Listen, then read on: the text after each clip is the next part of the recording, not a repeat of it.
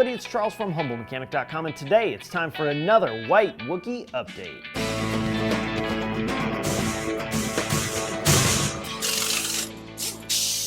All right, so despite the fact that it feels like a billion years since I've done an update video on the GTI, I have been working, albeit very slowly, behind the scenes trying to get stuff done. And unfortunately, it's taking way longer than I really wanted it to take. If you guys have done project cars, you know what I'm talking about. But I wanted to give you guys an update on where we're at, what's going on, and sort of what you can expect to see going forward in the next, I would say, few months. So when we last left our hero, I think it was a Facebook Live video pulling the suspension out of the car. I should have that full video out pretty soon. I'm waiting on one more thing to be finalized, and then we'll be good to go on that video. What else has been going on with it though?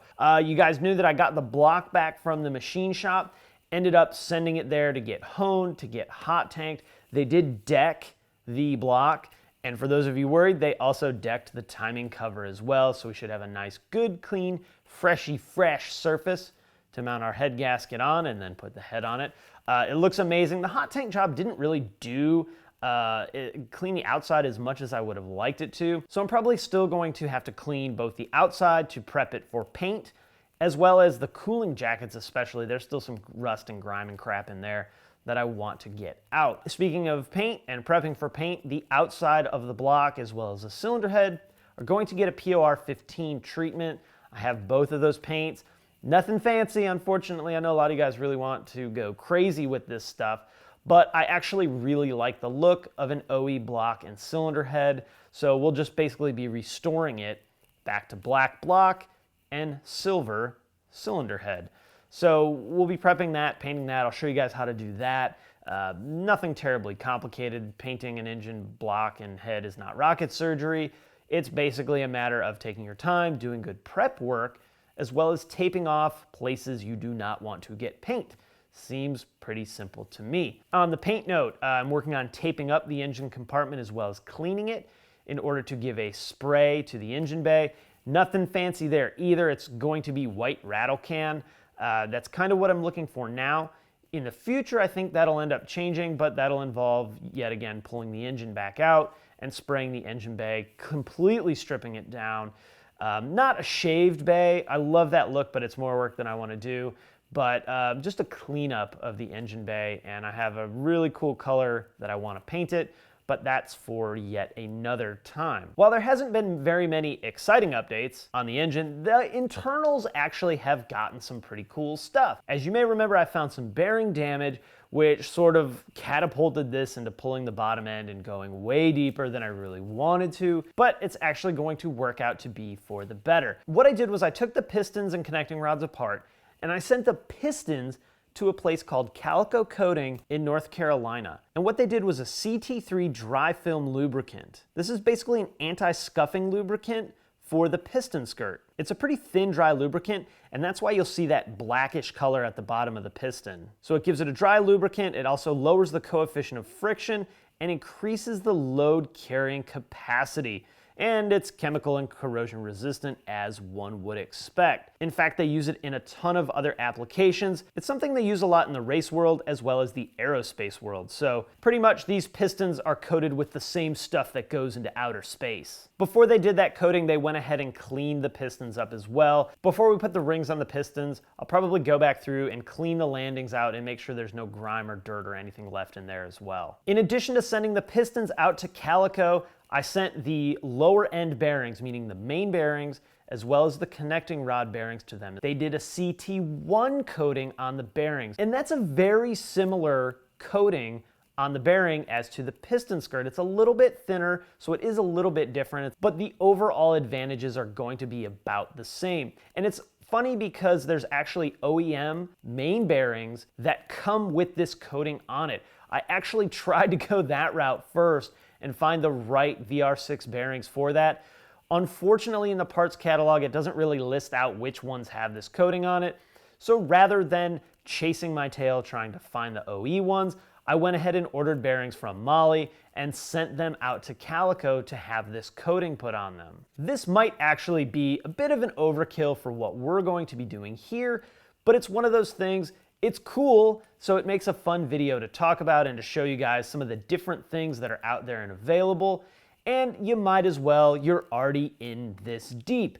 The famous last words of a project car. Now that I have all of my engine parts back, all of the new bolts ready to go, both, lower end bolts, head bolts, all that stuff, gaskets, it's time to start going back together with it.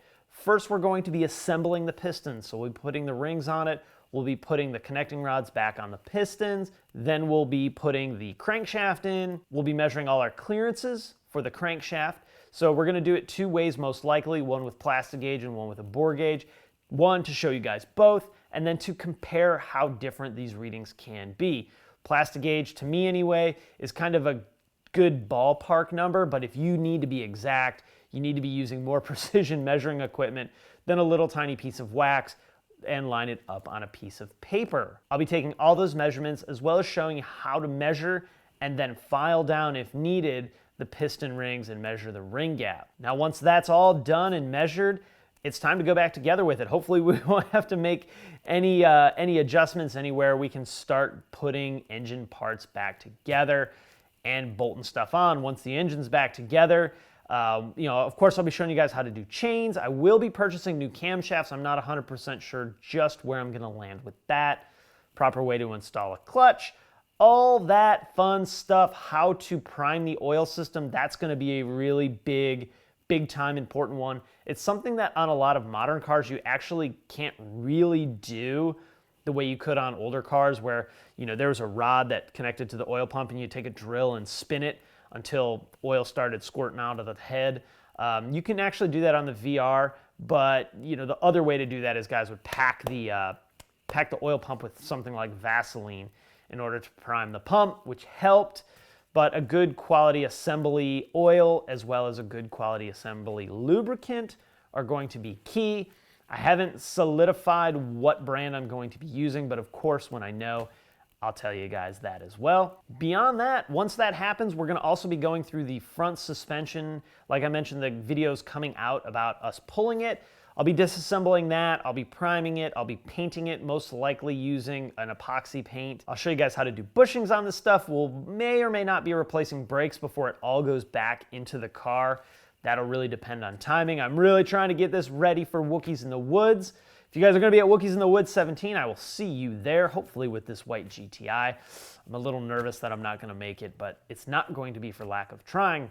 After that, guys, it's go time. It's put parts on cars and get this GTI done. I miss it. I sat in it the other day and felt really weird and disconnected from the car. I mean, it's been months and months and months since I've driven it.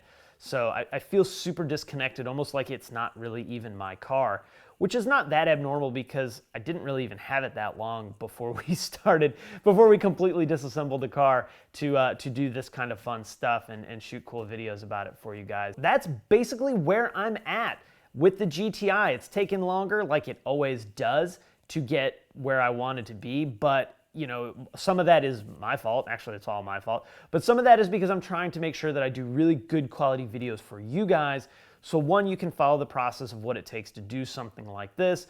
Two, you can learn how to do these things yourself. And you can use this as a guide to do your own build, whether it's a GTI with a VR6, whether it's a 2-liter turbo, whether it's whatever, you can use this sort of as a guideline and hopefully avoid some of the hurdles or at least know they're coming, or even avoid some of the mistakes that I either have made already or will make in the future. So with that, I'm gonna wrap it up there, guys. Questions, comments, you know what to do. Hey, if you like this video, throw it a thumbs up on YouTube. I always appreciate that. You can also subscribe on YouTube. Don't forget to ding that bell for notifications, or on the blog at humblemechanic.com.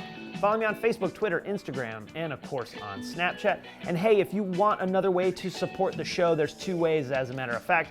One, use my Amazon affiliate link. I get a little bit of credit for that. That helps keep the lights on here, so to say. You can also, if you'd like to get exclusive videos from me, as well as discounts you can get nowhere else, and VW Audi training manuals, and also members-only live videos. Join up on the crew membership program. There's a link down in the description. It's a really awesome program, very small community, but that's really what does help me keep the show going for you guys. So guys, with that, thank you so much for watching. I appreciate you. I love you. I'm looking forward to getting this damn car back on the road and behind the wheel. But thanks so much for watching, and I'll see you next time.